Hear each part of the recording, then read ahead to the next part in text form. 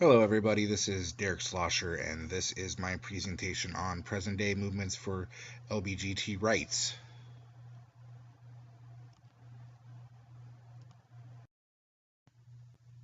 Whether you're for or against the concept of equal rights for lesbians, gays, bisexuals, and transsexuals, there's no doubting that it's a polarizing issue that is in our faces every day. While many see LGBT's fight for equality in the same manner and in importance as African Americans' fight for rights, there are just as many who see the issue as religious, and unlike African Americans, shouldn't receive equal rights under the law.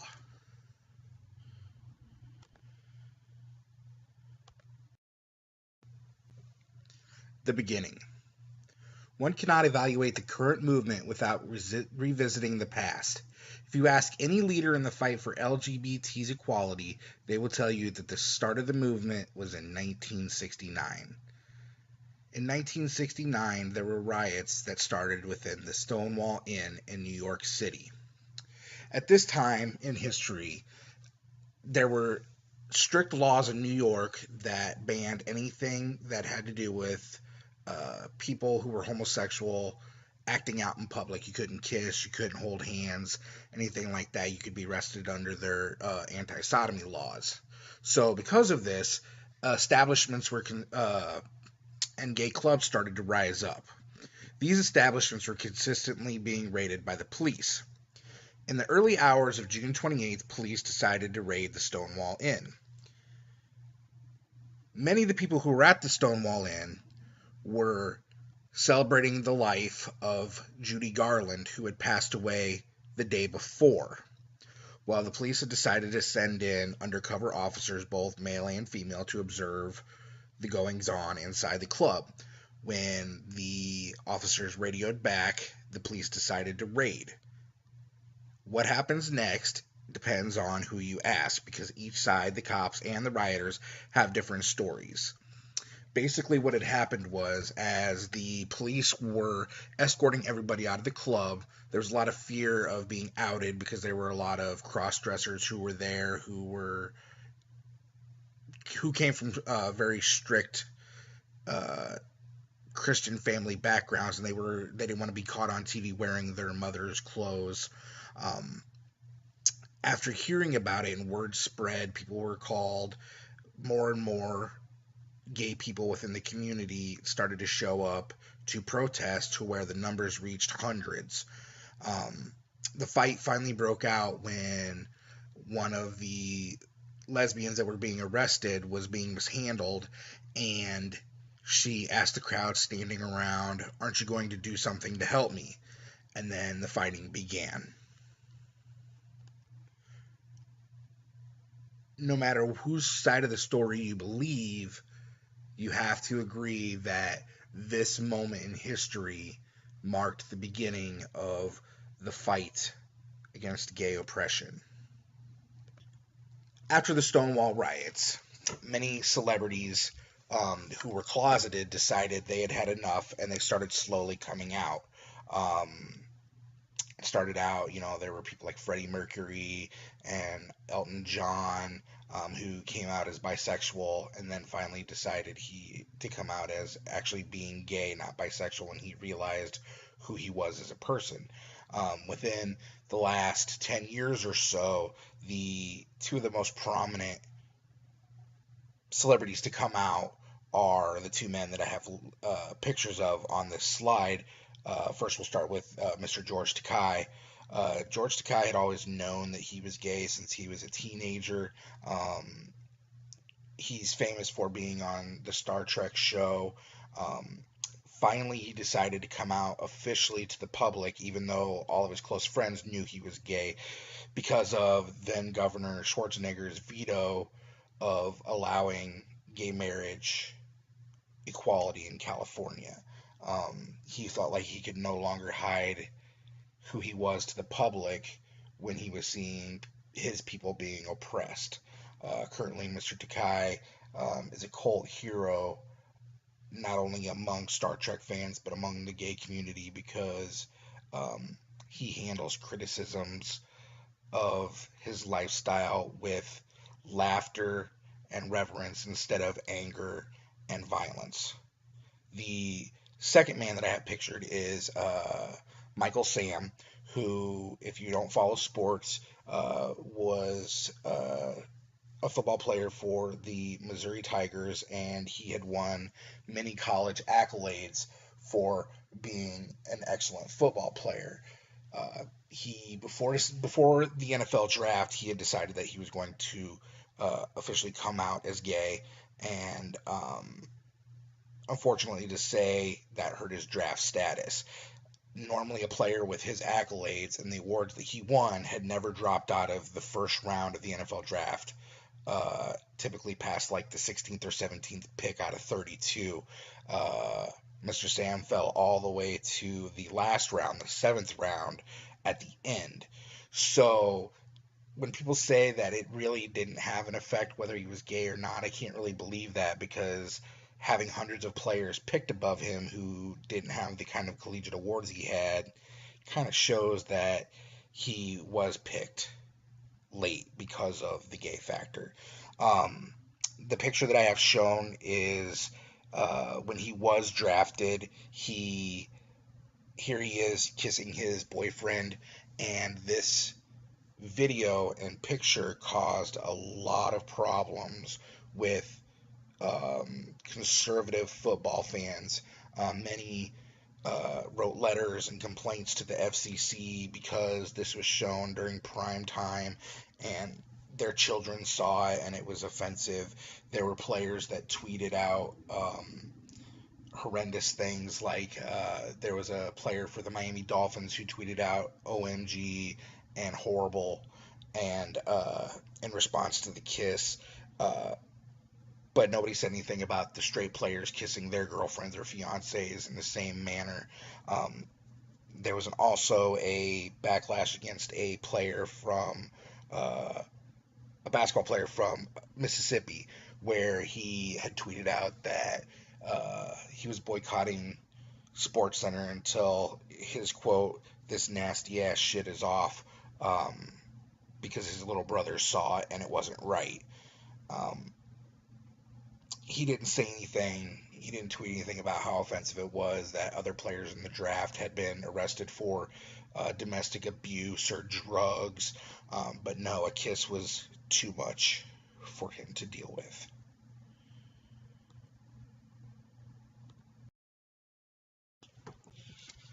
Music and his role in coming out. There was a study done by Arnoff and Gilboa in 2014. They decided that not much had been studied about the connection of music and the coming out process of homosexuals. Um, Throughout the study, they talked to many people and asked them questions regarding their style of music and whether or not that actually helped them in their process. Not all subjects said music helped, um, but some said it did, and it was to varying degrees. There was one man who had said that it helped tremendously. Um,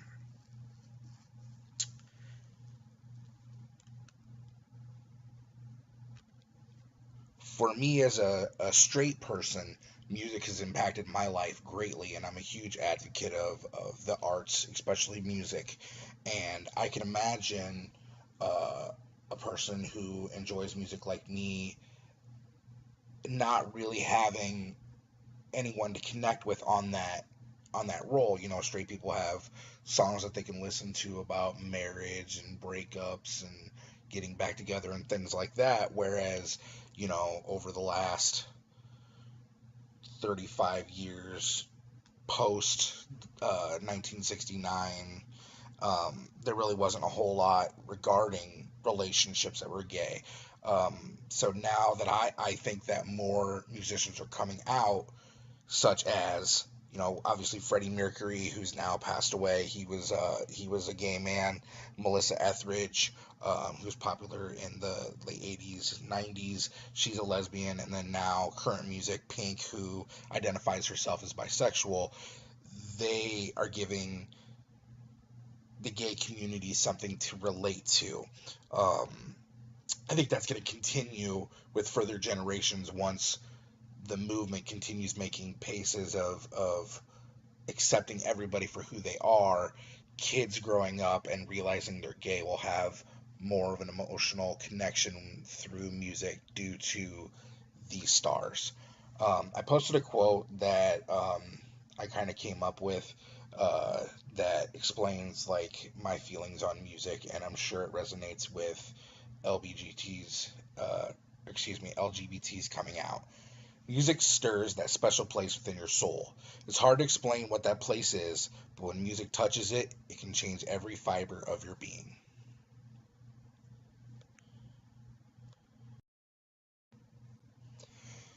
Political pressure. As you can see from the picture, there are 5 times the number of LGBT parents willing to adopt than there are children in foster care. Currently, there are a bunch of states that outright ban letting uh, LGBTs participate in the adoption slash foster care process. There are quite a few others that have remained silent on the issue, which basically allows the adoption agencies to discriminate as they see fit. If it's against their ideology or uh, religious beliefs, they can keep the child in foster care or in a group home instead of allowing them to go to a gay family. Um, this bill, that Every Child Deserves a Family Act, was introduced to punish adoption agencies who discriminate against uh, LGBTs who can legally adopt.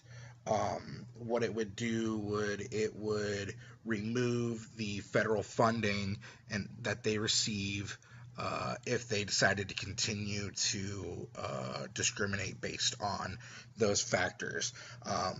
The reason why this bill was introduced was because many organizations such as the American Sociological Association and the American Academy of Pediatrics, as well as others, have come out and said whether a child is raised by same-sex or opposite-sex parents has no bearing on the child's well-being. The crazy thing to me, outside of if you throw out all the politics issues and all of that, looking at it from a humanistic point, it's crazy to me that organizations would rather a child stay in a group home that has no sense of family instead of going to a gay family who would love them and treat them as one of their own.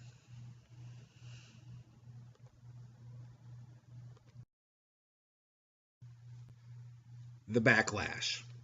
The backlash against LGBTs and their equality and rights have been about equal in comparison to supporters. The majority of people opposing LGBTs and their quest for equality come from religious groups and conservative family groups. When discussing religious opposition to the advancement of the so-called gay agenda, you have to put the whole discussion into perspective. While many of the protesters readily admit that Bible supported practices like stoning women for not being virgins on their wedding day, slavery, and the treatment of the disabled are something that they don't follow because society has deemed it wrong, still refuse to throw away the verses regarding homosexuality and sin. In her college thesis, Brittany Baker stated that religious groups put marriage on a pedestal. Thus, it is easy for them to claim that same-sex marriage will end the perfection that is marriage. She goes on to explain that since 2004, the amount of married couples is dropping despite the population increasing. When discussing, like straights getting married and the sanctity of marriage and how we respect it, it's kind of interesting because there's so many people out there that have been divorced numerous times and they aren't really attacked for doing so. Both Larry King and Elizabeth Taylor were divorced, I believe, 8 times. My all-time favorite anti-gay protester who is completely insane is Newt Gingrich. If you don't know who Newt Gingrich is, he's a politician. He ran for president a couple different times. Mr. Gingrich has committed adultery at least twice, and he's on his third marriage. The the times that he divorced his two previous wives, they were ill. The first one had MS, I believe, and when she wasn't able to have sex anymore, he divorced her and married the mistress he had been sleeping with. The second mistress ended up getting uh, cancer, and he was cheating on her. And then once she wasn't able to have sex anymore, he divorced her and married his third wife. I believe, if I remember right, the quote, the reason why he said he did it was because of the fact that he loved his country too much and he was working too hard and he had lost his way. Um, Conservative groups who oppose, they oppose for reasons of morality and protecting children. They use scare tactics like the commercials that ran during the Prop 8 issue in California. These commercials were put on by the Mormon Church as well as other family organizations. The one commercial that stuck out that ran the most was a little girl who came home from school all excited and said, "Mommy, Mommy, my teacher said when I grow up, I can marry a princess." And then the person doing the voiceover said, "What are you going to do when your child comes home and says this to you?" Vote no on Prop 8. So basically, what they were saying was that, instead of sitting down and discussing the situation with your children as people, we have to ban everything that might negatively affect them in their opinion.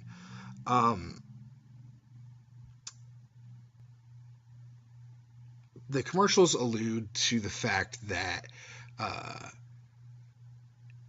having gay families and gays being able to marry will cause social morality or social immorality, and that previously before that, uh, there is no social immorality amongst amongst straight families. Um, Within the last, I don't know, couple decades is when families when gay couples had decided to start having children of their own or adopting. I believe before that there were still robbers, rapists, and killers, and they were raised by straight people. So I don't really see how that argument is valid.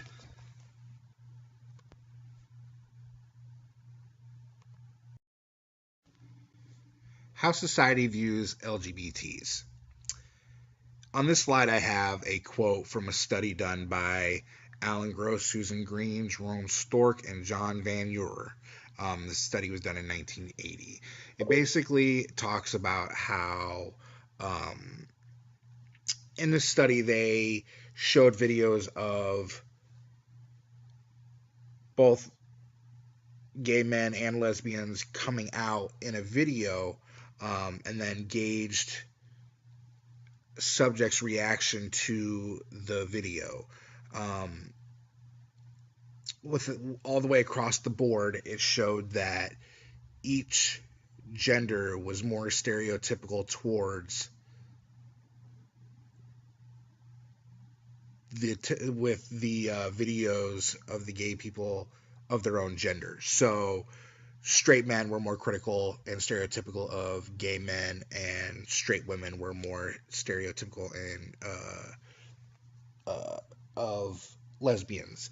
Um, they believed that the findings suggested that homosexuals are judged more stereotypically by members of their own sex, perhaps because each sex is aware of its own sex role boundaries. So basically saying that as we grow up, American boys are supposed to be tough and we're supposed to go fight wars and protect our women, and we're not ever supposed to cry or, change diapers. Whereas the women are supposed to be caring and loving and not ever supposed to be hard and not want to work on cars and things like that, where a lot of the stereotypes that are thrown at gay people, especially like the men, are fairies because they're sensitive or they have a higher rate of pitch in their voice, and lesbians are masculine dykes because they like to work on cars and do construction, and they dress in man clothes. And I think that all alludes to the fact of how socially we raise our children with the gender roles of this is how you need to act because you're a boy, or this is how you need to act because you're a girl. Politicians. Um, Politicians have both helped and hindered the movement for equality in terms of gay rights.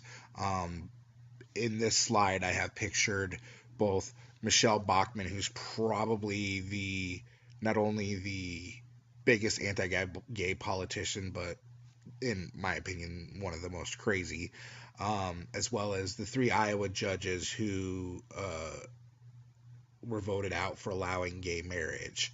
Um, let's start with Bachman. As you can see in the picture, one of her quotes had said, "Normalization of gayness through desensitization. Very effective way to do this with a bunch of second graders is take a picture of the Lion King, for instance, and the teacher might say, 'Did you know that the music for this movie was written by a gay man?' The message is, I'm better at what I do because I'm gay." Um, Obviously, when you have somebody that is a well-known politician and they say things like this that more moderate people would view as crazy, there are some hardcore conservatives who love these kind of things that she says and say, that actually makes sense to me. Whereas realistically, no child is going to equate the two as, yes, a gay man did write that, but they're not going to say, oh, maybe if I become gay, I can be a music star too. I just really don't see that as being logical. Um, as far as the three Iowa judges that were voted out for allowing gay marriage in Iowa, they there was oh I think he ran for governor, Bob Vanderplots. He had gotten a lot of money and donations from Pizza Ranch, who is based in Iowa and is a conservative, uh, family-oriented Christian organization, and they donated money to him for his fight to oust the three judges who said that banning gay marriage was unconstitutional, and he was successful. Unfortunately, during the recall votes, more conservative Christians who opposed it came out and voted than the uh, pro equal rights gay movement, which caused them to lose their jobs.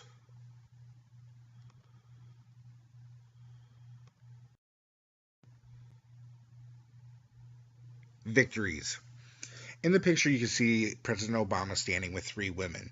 He had just signed an executive order adding attacks on people of uh, because of their sexuality or their gender status, as well as their race, to the hate crime legislation.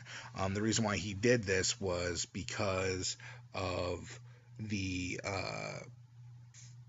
men, Matthew Shepard and James Byrd Jr., who is family members with the ladies in the picture. Um, Matthew Shepard was a gay man who was murdered after a night out at the bar. He was convinced to leave and go hang out with these two guys. They took him out into a secluded area. They stripped him.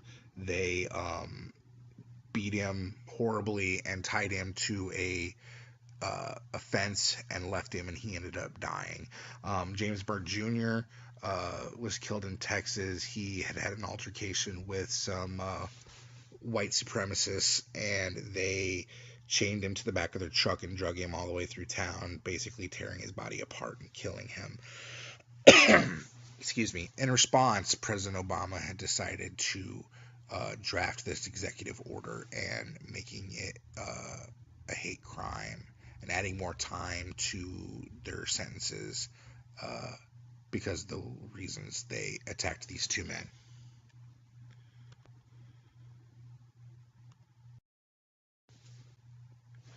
Victories continued. In the picture are the 5 Supreme Court justices who struck down key parts of DOMA, the Defense of Marriage Act. The quote that I have here was found on Britannica.online.com. It said, on June 26, 2013, the Supreme Court issued a ruling nullifying parts of the Defense of Marriage Act, DOMA, the 1996 federal legislation that defined marriage for federal purposes as a union between one man and one woman. The court's 5-4 decision in the case, United States v. Windsor, also invalidated DOMA's definitional section and thus made federal benefits available to married same-sex couples. The IRS announced in late August that same-sex spouses would be treated the same as other married couples for federal tax purposes. This turn of events, less than a decade after Massachusetts became the first state to recognize such marriages in 2004, was clear evidence that the legal normalization of same-sex marriage may have had quicker success than any other social movement in American history.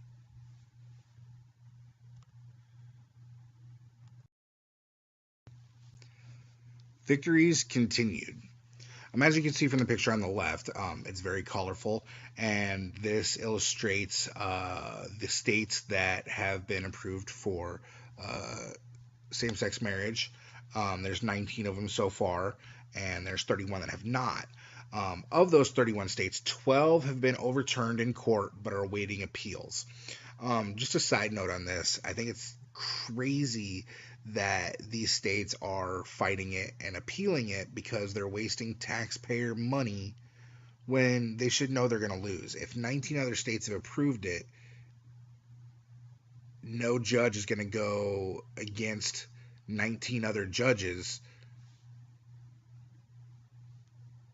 So this money that they're wasting could go to schools. I mean, that goes a lot to say about the mentality when they would rather take money away from schools and educating our children to fight a losing cause. The second picture is of President Obama signing the executive order banning discrimination of LGBTs by companies receiving federal money. So basically what that means is that if you get federal dollars to pay your employees or run your company, you can no longer not hire somebody or fire somebody because of their sexuality or their gender status.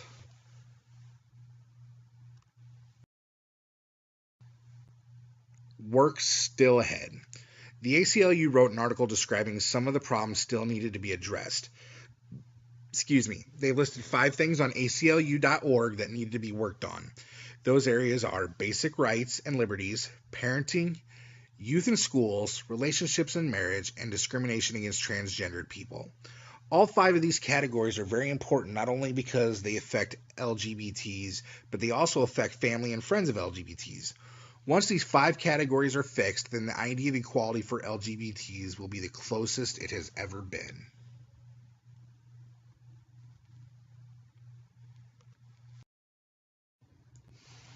Conclusion. When we as Americans allow one group's rights and happiness to be subjected to bans, hatred, and criminal laws such as the anti-sodomy law in Louisiana, we open the door for allowing it to happen to everyone. The question is when and where will it stop? Just because you personally don't agree with something doesn't mean it should affect the rights of fellow Americans. I personally can't stand the idea of organized religion, yet I don't protest in front of churches or seek to have religion outright banned. I believe that in our country, you should have the right to do whatever you want as long as it doesn't legitimately put society as a whole at risk. I also believe that gay marriage will in fact strengthen the institution that straights have destroyed through divorce. I stand by the belief that all men are created equal and that history will be the judge of who's right and who's wrong. and I believe I'm standing on the right side of history. Thank you for taking the time to watch my presentation. I hope you enjoyed it, and I hope you learned something.